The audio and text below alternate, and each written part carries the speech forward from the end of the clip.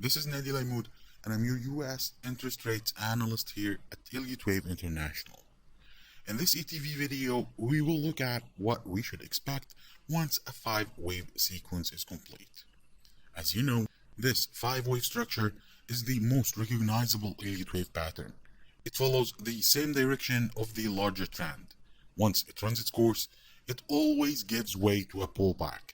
The extent of that pullback depends on whether that 5-wave structure is a terminal structure or not.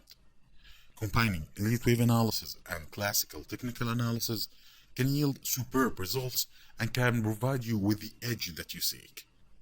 Remember that technical analysis is a language. The more you understand that language, the better you understand the narrative of the market. Now, let's take an example to clarify that point. This is the 1-hour chart of the US 10-year T-notes. This chart was published on the 19th of July, and the operative count anticipated that a 5-wave sequence is at or near its end. Without knowing the larger degree picture, this 5-wave sequence can represent wave A as illustrated here, or wave 1. Either way, the near-term picture remains that a pullback is due. The reason we added these two labels here is that we wanted to gather evidence first to support that a top is in place before jumping on the near-term bearish wagon.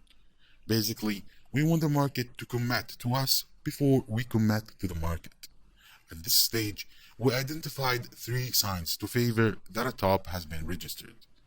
The first sign is an MACD divergence between the top of wave 3 and the top of wave 5, since wave 3 is always accompanied with the highest momentum, so a divergence would suggest that momentum is waning. The second sign is that we wanted to see a break below the low of blue wave 4 here. The third and the final sign is a solid break below the lower boundary of this impulse channel, which was still in the making at this stage. Once we have confirmation of all these signs, the odds would be that the operative count is on the mark and that we should anticipate lower lows. Here's what transpired next. That's all for me today. I enjoyed being with you. Have a great week.